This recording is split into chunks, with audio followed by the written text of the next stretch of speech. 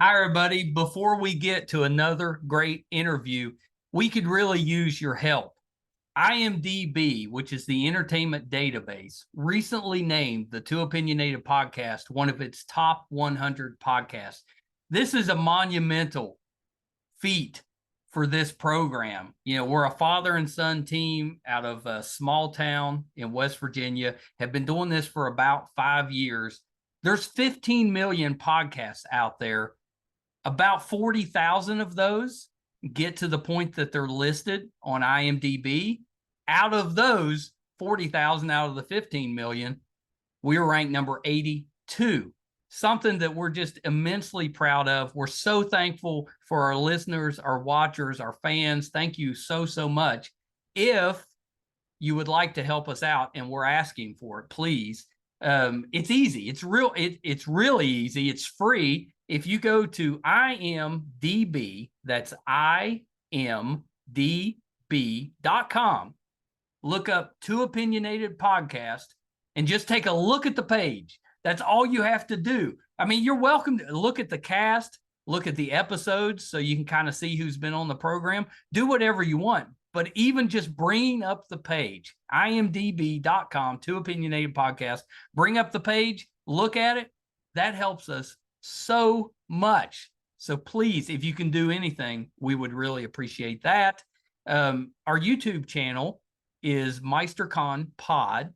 Love to have your subscription there. It's also free. And you can also check out our website, meistercon.com, where you'll find almost 700 episodes, audio and video, available on there. There's also a terrific blog from Brett, and it'll let you know anything that we have going on in studio, if we're covering a convention, if we're going on location, anything that we have going on will be on the website, meistercon.com. Thank you guys so, so much. We appreciate you so much. I can't express enough how appreciative we are of all of you. We never expected to do as well as we have, and that's all because of you. Thank you so much.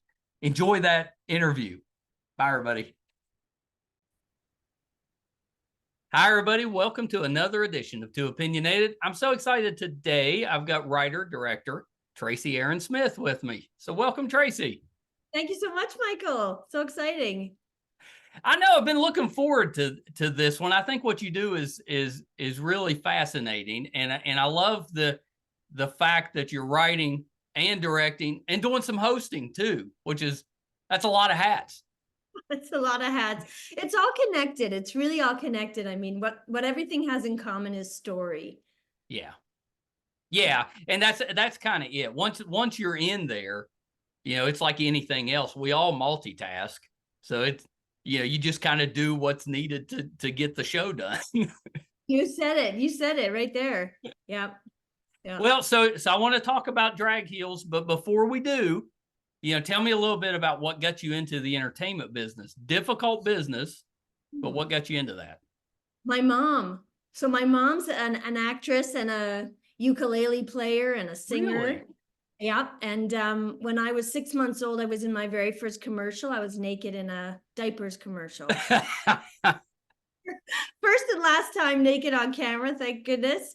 But well, you got it out of the way early. Got her done. Got her done. Yeah, exactly. But so I've been around it all my life. Yeah. And at 14, I went to a high school for performing arts. So I studied full time from like 14 to 25. And then when I started out, you know, my career as an actor, I did that for a while and I just didn't find it completely fulfilling. I wanted to have more control over the words I was saying. And so that's when I got invited to teach a course at a university in Toronto. And I taught one course for them and everybody really enjoyed it. And then there was a magical phone call that changed my life.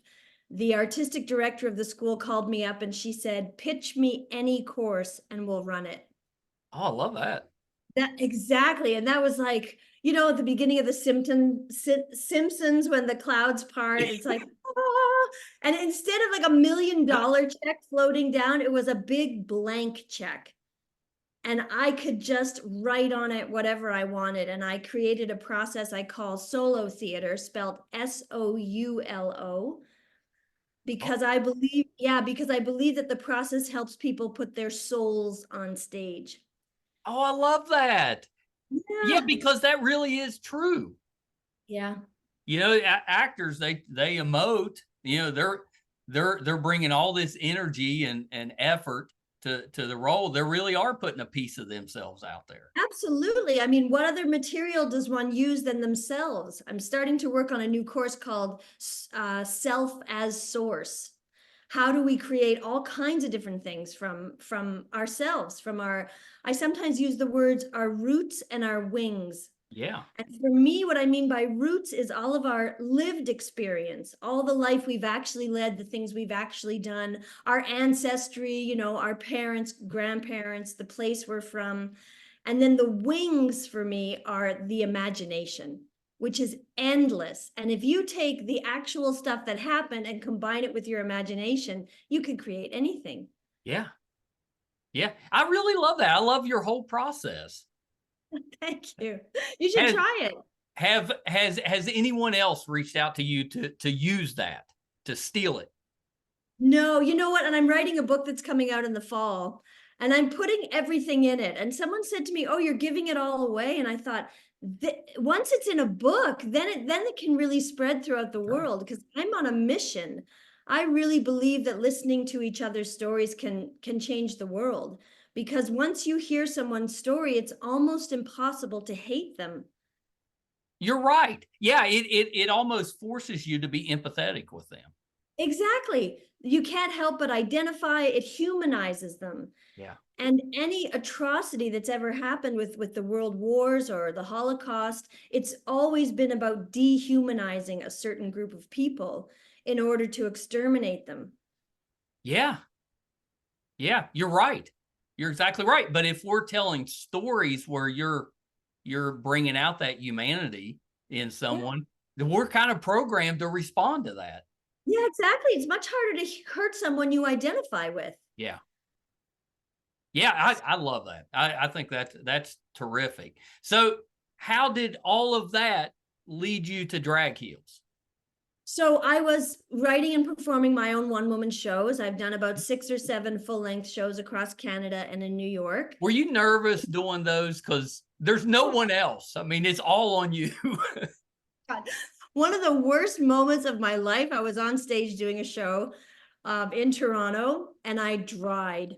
And what that means is I forgot my lines. Oh, And no. you're exactly right, Michael. There ain't nobody else on that big, lonely stage to give you a hint. And so it was awful. And I just sort of wandered in a circle, kind of pretending like this is what was supposed to be happening in the show. And then my stage manager in the booth, who was a genius, played a sound cue that was coming up soon in the show. And that cued me back into a part of the show, and we were off. Oh, that's smart. But that 60 seconds felt like 7 friggin' years. It was terrible.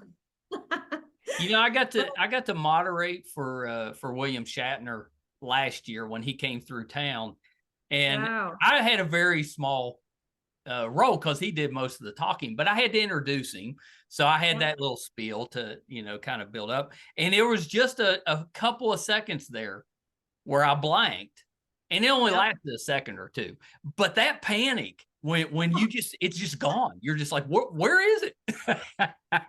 It's terrible. It's like some bird swoops down and steals something from your brain, and it's gone.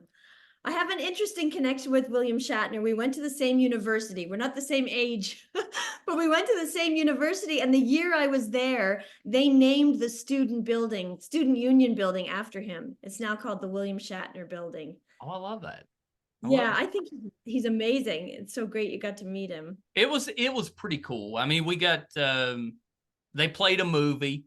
So while they were playing the movie, me and William Shatner were backstage having dinner, just the two of us. That was amazing. And then I got to spend, you know, a couple hours on stage with him, just asking, basically doing an interview, but on stage. And it was pretty great. It was pretty great. And you know, he got finished. We didn't finish till after midnight, and then he drove himself 4 hours for his next gig. I guess he was going to sleep when he got there, but I was just amazed at how much energy he had. I mean, he's in his 90s. 90s? He's Yeah, in his 90s.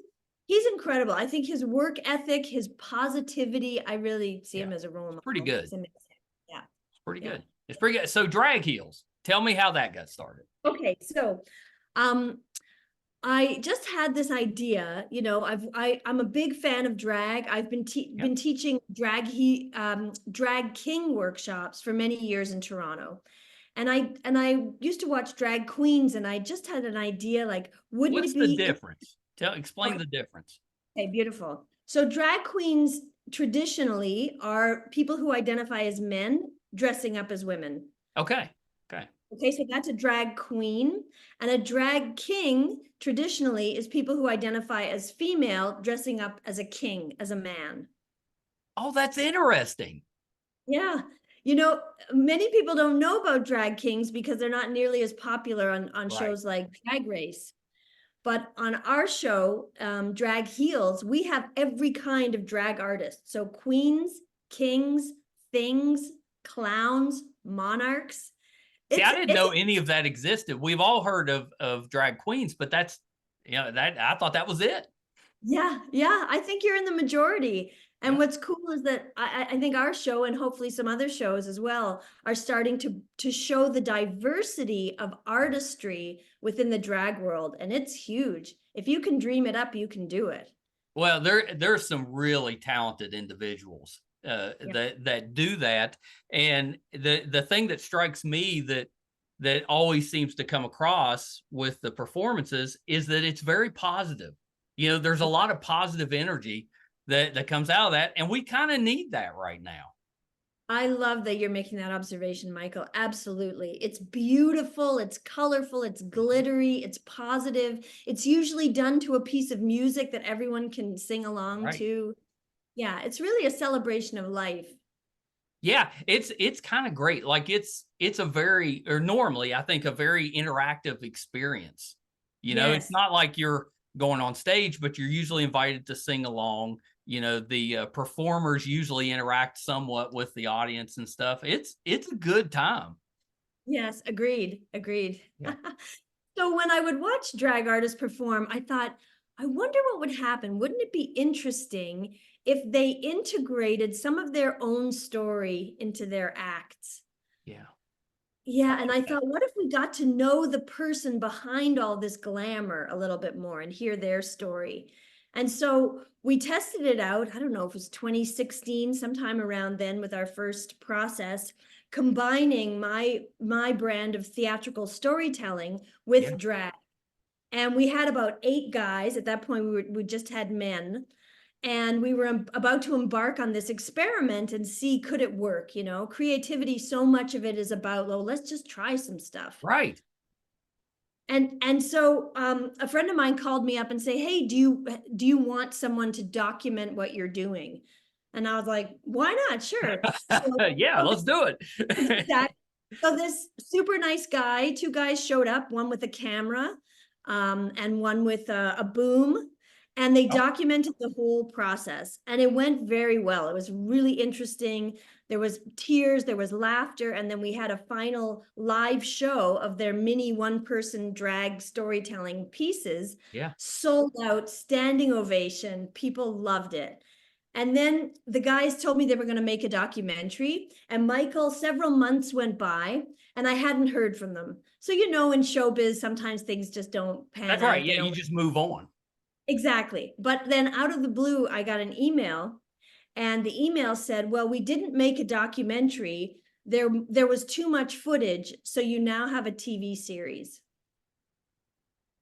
I bet you weren't too upset about that. Well, I felt elated and terrified because I had never let cameras into to film that process before, because it's so personal. People are sharing very, very intimate stories. So I basically sat down, did a shot of vodka, and started started to watch episode 1.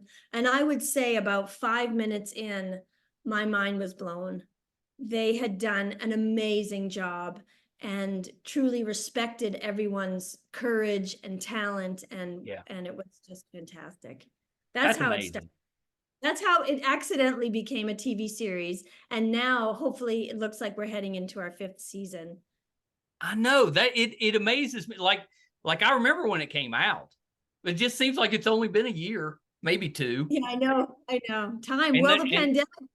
well, the pandemic, yeah. I kind of took it as 2020 took like 3 or 4 years to get through, but then it's been like every 6 months we go through a year now. It's just so That's fast right. now. It's true. It's true. I mean, we're mid-March already. I know, it's crazy. It's crazy. So season 4 is getting ready to come out. Is that out Yeah. in Yeah. April? No, April 19th it Yeah. drops. Yeah. Yeah. It's very exciting. This is our youngest cast yet. How do you go about finding your cast? Well, we put a casting call out and say, you know, we're looking for all ages, cultural diversity, gender diversity, and then people send in tapes. And so I have the pleasure of, you know, sitting down, make myself a latte and watch these amazing tapes. And then if there's people that I'm interested in, I have a conversation with them. Yeah. And then we make final decisions in collaboration with my producer. So you're pretty involved with the casting. Oh yeah, yeah. Because I have to be, because I'm the ones working with them through the whole process. So yeah, yeah. Yeah, I think that's pretty pretty great and kind of neat looking at the way you do it, because normally if you're doing a show, you'll have people send in tapes, or maybe, you know, previously they might have come in person. But now these tapes, I mean, that has to be kind of a blast. It'd be like just sitting down and enjoying yourself for several hours while you're picking them out. Even the ones you didn't pick were probably interesting. Absolutely, because normally people often in the tapes, they'll come just as themselves, and then all of a sudden they'll show themselves in drag. And so it's quite fast. You know, humans love to watch transformation. Yeah. So when you see someone out of makeup and all that stuff, and then all of a sudden they're a fully different creature, it's really fascinating. And people share part of their personal stories, like what struggles they've been through, Right. and what some of their triumphs are, and why they want to be on the show. Yeah. Is the running of the show harder than the hosting, or is the hosting the hard part? It's pretty much the same thing. Yeah. In a way, like they call me a host, but really I'm a co-creator. Right. I'm co-creating, like I'm giving them the assignments and the writing prompts to bring the stories forward, or the wacky exercises that we do, and then helping them decide and shape what they're going to put in their actual piece. Yeah, right. So did you make the decision to go younger this time, or did it just kind of work out that way? It just kind of worked out. You know, we've had I think 18 to 80, something like that. An amazing, wow. I'm very proud of the age range we've had. And it's been really good for the group dynamics, because the more elder people can coach and mentor the younger people on different things, and then the younger people can help them with the latest makeup things, that kind of thing. So there's a beautiful skill exchange when it's cross-generational. I mean, that's pretty great. And we talked a little bit about how positive it can be. It can also be, you know, a little bit of drama. Oh, absolutely. I mean, because you're literally dealing with the drama that people have lived through. Right. So, and the psyche, you know, tries to protect itself. So oftentimes I will be confronted with people's barriers, or sort of a resistance during the process. Right. And it's really interesting for the cameras to capture this, because it's very normal. I mean, I hope that people at home can watch, you know, and see, oh yeah, that I would be like that. I would be resistant too. But then once the person realizes they're in a safe place, that nothing they say will be judged. Whatever they say, the group can handle, I can handle. And our whole purpose there is not to do therapy, but to turn that material into something that the audience is really going to get something out of. Yeah, I love that. And as an audience, we like a little bit of drama. Right. You want a little bit, because it helps you to pick out your favorites that you can root for. Right. I mean, what differentiates our show from any other drag show on television is we are non-competitive. Right. So one of our slogans is no eliminations, only celebrations. Well, it has to help with the positivity of the show. Because Exactly. if you're not facing some type of elimination, that type of thing, then you're going to relax and probably put on your best effort. I love it. You got it right. Yeah. Exactly. And also when we're doing such vulnerable work, sharing our deepest, darkest things we've been through or thoughts or fears, it would be counterintuitive to make it a competition. Do you know what I mean? I do. Yeah. Yeah, you really want to feel that if I'm going to bear all of this, that everyone is rooting for my success, not hoping that I'll fail. Yeah, I think that's a good way to look at that. And there's a ton of those type of shows. Yeah, there's lots of those. And those can be fun. You know, Definitely. competition sometimes makes us strive to be better. That's right. But for the kind of work that we're doing, it's just suits it best not to be. Yeah. Yeah. No, I love it. I think it sounds terrific. It's my wife, my stepdaughter, it's one of their favorite shows. They're always watching it. So I've caught Really? bits and pieces here and there. I just haven't sat down to watch the whole show. But with the new season coming up, I can step in and pretty Yeah. much start from there. Yeah. Well, now you'll know me, so you can wave at me and I'll wave back. That's right. I will say I've been lucky enough to talk to I think we're over 800 people that we've had on the show now. It's pretty high with that. So, but I'm bad about we'll be watching a show and I'll be like, oh, there's somebody I've interviewed. But it's like every show now that somebody's on there. And I'm driving my wife crazy. So I'm trying to hold that back, but it's exciting when you see somebody you know. Absolutely. So I'm curious, Michael, how did you come up with the idea for your show? Well, it wasn't me. It was my son. So Oh, so wow. he approached me wanting to do a podcast, and I just wanted to spend time with him. So I was like, yeah, okay, let's do it. Well, and the intention was to talk about nerdy things, and we named it to Opinionated because we figured the generational differences would cause us to have some arguments about stuff. Well, that didn't work out too well because we agreed on most things. So we were opinionated, but we had the same opinion. And then we discovered that he loved to do the behind the scenes stuff, but hated being on camera. And I was the reverse. I didn't like the behind the scenes stuff. I liked being on camera, which surprised both of us. So we was like, well, maybe we'd start interviewing people. And then here we go. And then it just took off. That's Yeah. fantastic. We'd have been fine if it was just us talking with nobody listening. At least I would, because I was just happy to spend time with him. But then it actually became something. So, back in November, I retired from my job. So this is it now, full time. So yeah, we're pretty happy with it. And I'm not surprised that it's huge success, Michael, because it sprung forth from, a father and son wanting to spend more time together. Like, what a great place for it to come from. Well, and there was no way to lose, because we could have had, zero audience and still would have had a good time. Yeah. Yeah. So it's just been a bonus that it's done as well as it has, because it doesn't really seem like work. When you really love what you're doing, it's fun. When you're genuinely curious about other human beings, I mean, that's why I do what I do. Because I know that, when I pass strangers on the streets, I know that one has a million stories. That one has a million stories.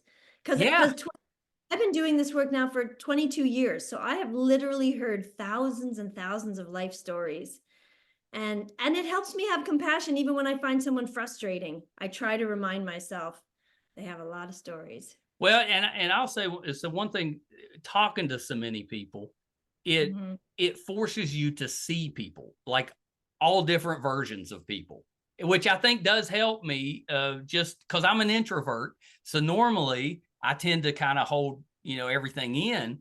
And now I'm much more open, even just when I'm out, among, whatever chores or whatever I'm doing out there. It makes it so that I'm more likely to just speak to somebody. And I'll definitely respond if somebody asks me, but it's much more warm and friendly, I think. And I think that mostly comes from the podcast. What an amazing side effect. Yeah, it's been great, because it's difficult, as an introvert, a lot of times being around people for an extended period of time, then I need some downtime and I go hide. And I haven't been doing that as much. So it's definitely been, for me, it's been pretty good. That's amazing. Yeah. Yeah. So is the intention to kind of run this one through, the Drag Heels, that hopefully it goes on for 8 or 10 seasons or beyond. But is it to see that through and then try out new things, or do you already have some stuff you're working on? I mean, I just helped create a brand new show that opened in Winnipeg in Canada. Yeah. And this is a really interesting brand new sort of musical hybrid about Kanye West. And Oh, it stars two fantastic performers, a young Jewish guy and a young Black guy who are best friends. And they worshipped Kanye since they were 8 years old in 2008, when they were 8 years old. And then he started to speak poorly about the Jewish community and right. his own Black community. And the whole show is about, what do you do when your hero breaks your heart, really? Oh, I love that, because we've all been through that. Yeah, yeah. Yeah, that's a So hard lesson as a young person to learn, because your heroes, they're human and they're going to make mistakes and they're not going to be perfect, and that's a hard one for all of us. yeah, we talk about that in the show. Exactly. Yeah, Yeah, and it's he, dangerous. Kanye's been pretty controversial, and he's very outspoken with and kind of a character anyway with that. That's a great choice, because that is a difficult, what do you do? What do You you do when idolize somebody and then they start doing and saying things that are against what you believe or your morals. Yeah, I'd watch that. That's pretty Oh, interesting. cool. Yeah, people loved it. And yeah, it's a dilemma, that there's the music is part of your life soundtrack. So Mhm. do you forbid yourself from listening to it and deny yourself that joy? It's a real dilemma. Yeah. Yeah. So is that one out now? Yeah, that's out now, and now some people are interested. So hopefully we'll tour it around Canada and bring What's it to the the what's US. the name of that one? It's called Pain to Power. Oh, I like that. Yeah, Yeah, like speaking pain to power. yeah. That's And I love that. yeah, the subtitle is A Kanye West Musical Protest. And the guys, the guys won Canada's Family's Got Talent. So they're super talented singers, dancers, musicians. And then Simon Callow announced on TV that they were going to American Idol. So they're super talented guys, and it would be great to get this show out there too. Oh yeah, I'm gonna cross it. You have to come back if that one Okay, comes out. We got to sure. talk some more about that.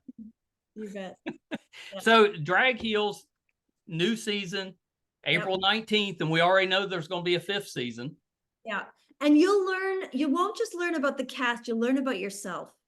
Yeah. If you watch this show, you will learn about yourself and you will learn some amazing storytelling tips. Like, I teach them how to be the best storyteller you can be. And those tips are right there in the show. So you can watch with a notebook and start to think about your own stories. I love thinking of Drag Heels as kind of a play at home, play along with us at home sort of Yeah. show. Yeah, I can't wait. I'm very excited to watch. And I told you my wife's in New Orleans this week. So it'd be a good time for me to catch up on some of the previous seasons, because I know she's caught up. Amazing. I would love to hear what you think, Michael, now that we've met. Oh yeah, I'll send you a note, because Okay. yeah, I'm excited to watch, and I'll have some opinions for you. I'll send them to you. Amazing. I Yeah, yeah. want too many opinions. I want all of You'll them. get all the opinions. Now, admittedly, you say too opinionated, people think, oh, here we go. 99% of my opinions are very positive. Yeah. Thank you. Yeah. Well, Tracey, thank you so much for spending a little bit of time with us. I've been looking forward to this. I think what you're doing is terrific, and it's not easy. That's that choice to do a documentary. It's not that making a show isn't hard by itself, but when you add in like a real life aspect where you've got emotions and feelings and all that stuff, not easy. So good for you for doing it. And we definitely have to do this again at some point. I would love that. Thank you so much, Michael. What a pleasure. Yeah, you're so welcome. So before I let you go, Tracey, could you go through your social media? Absolutely. So Tracey Erin Smith, it's spelled Tracey, Tracey, Erin, ERIN, Smith. And that's on all the platforms, Instagram and Facebook. And Yeah, you come right up. yeah. And solo.ca is my website. Oh, yeah. SOULO. And the .ca is for Canada. But of course it's all over the world. And I teach workshops all over the world. Yeah, I want to check that out and pass that on to my son, because I think he would get something out of that. Oh, I work with, how old is he? So let's see, he just turned 25. Wow, I thought you were going to say teenager. No. He's a librarian during the day. Oh my God, I have to meet this guy. He sounds amazing. He runs the county children's library. Wow. Well, tell him I say hi. He sounds very impressive. Yeah, he's pretty good. I'm pretty proud of him. And I'll tell him that. Tracey, thank you so much. This has been terrific. I've had the best time. Me too. Thanks so much. You're welcome. Hold on one second. Tracey Erin Smith. If you haven't checked out Drag Heels, do yourself a favor. Check that out. I haven't sat down for a whole episode yet either. I've caught pieces of it when Emily was watching. It's really, really good. And what I said, I meant it. You'll get something positive out of every performance, which is the part I love. I love that positive energy. People, Tracey talked about putting a piece of yourself or your soul into what you're doing, and that's what you're looking at. And it's pretty great. It's pretty great. So check out Drag Heels. The 4th season's out on April 19th, but you can catch the first 3 now.